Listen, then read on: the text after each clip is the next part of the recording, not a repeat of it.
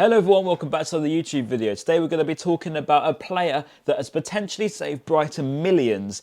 Evan Ferguson, the 18-year-old Irish wonder kid, is tearing it up in the Premier League already this season. Now Evan Ferguson, he's 18 years old, as I've mentioned. He signed from Bohemians back in 2021, but who is he and why is he so important already for Roberto De Zerbi's team? Now he's already made 5 appearances in the Premier League, 2 of those being starts, but he scored 3 goals and got 2 assists. Now these are numbers that an Erling Haaland or a Harry Kane would be pulling out and you wouldn't be surprised. But when it's an 18-year-old kid who's Irish at Brighton, perhaps you'd be a little bit more surprised. Now that's 39.8 minutes per goal or assist, which is the best in the Premier League at the moment. Only Ivan Toney comes close, and even that isn't close, to be honest with you. Now, as I said to you, he signed from Bohemians back in 2021. He made his debut for the Irish team at 14 years old, signed for Brighton at 16, and made his debut for Ireland at 18. Now, these are sort of things that you would hear from an Erling Haaland backstory, where he's played and scored in pretty much every game he's ever played in.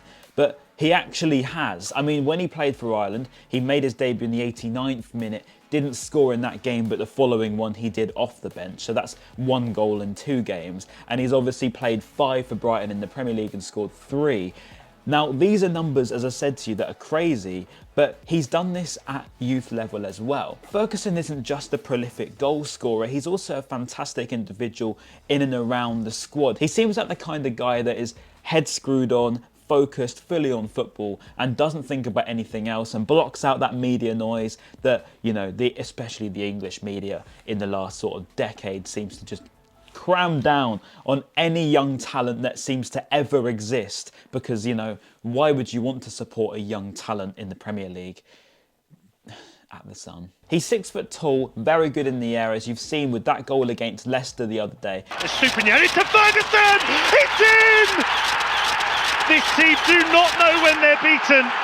An 88th minute equaliser. Now, when you talk about the pressure being on a kid, that is pressure on a kid. He came on the pitch at 66 minutes. 22 minutes later, he scored in the 88th minute to salvage a point for Brighton, at the very least that they deserved in that game, by the way. To be able to rely on a teenager like that, we haven't seen at Brighton probably ever, to be honest with you. I mean, we haven't seen anyone of this calibre probably since Glenn Murray, and then probably before that was Ashley Barnes, and then before that was Bobby Zamora. We haven't seen an out-and-out goal scorer at Brighton, but equally we haven't seen someone hold up the ball so well, have a great passing range, to be able to play off defenders, to be able to run in behind at the same time. He's got everything you need as a modern-day number 9, as an old-fashioned number 9 as well. Now, as I mentioned, his passing ability is very, very good. Now, that's not a very profound thing amongst many centre-forwards, apart from probably Harry Kane, who you'd think about, where he drops deep, collects the ball in midfield and sprays it out wide. But Ferguson can do that too, as you saw particularly against Everton away,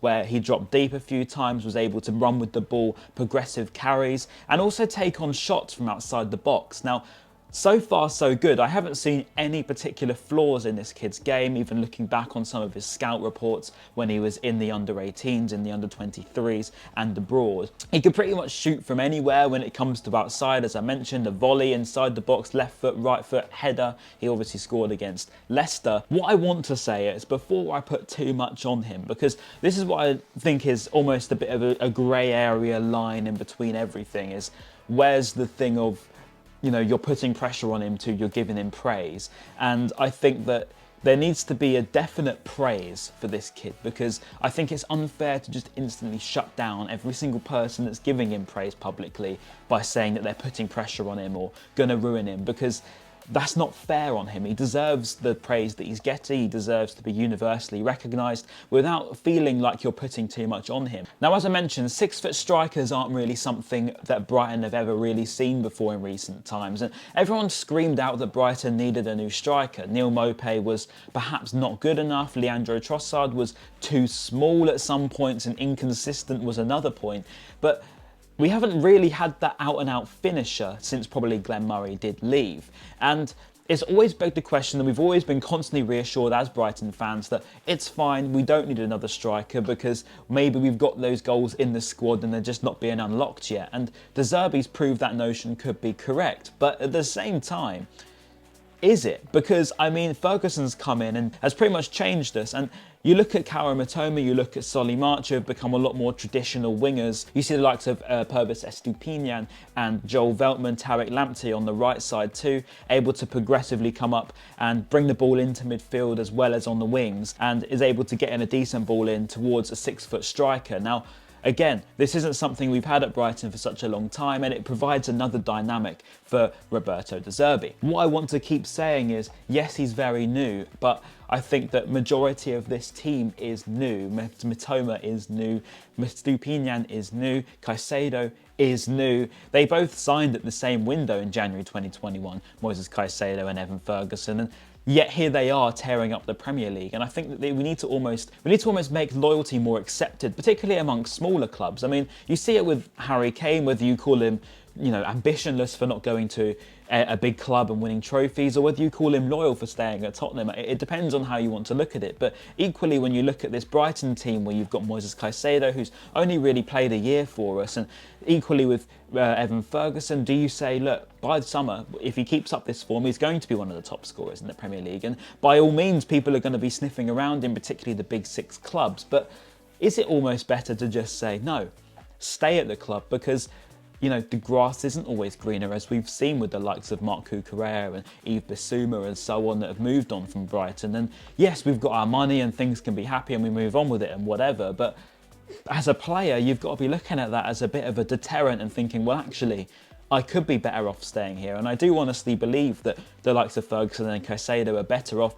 remaining at Brighton for another year or two and just seeing out this progress that Brighton are on. And if they do reach Europe or beyond in the next 2 or 3 years, who's to say they're not going to be important parts of that and almost become the player that they can be within the team that they're in at the moment? Who's to say that you have to go to a Tottenham or a Chelsea to be able to fulfil that?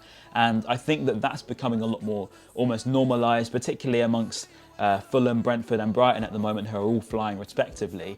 And you think, where's the harm in just staying at these small clubs, because they're the best run clubs in the country? Anyway, I won't waffle too much anymore, but I hope you have enjoyed the YouTube video. It's a bit more analytical, as I say, talking about these young players, but I do enjoy it probably a lot more than what I was doing before. So please do like if you have enjoyed, and obviously drop a subscribe if you haven't as well. But follow my socials at Ryan Adsit, everything like that. And I'll see you in the next one, whatever that will be.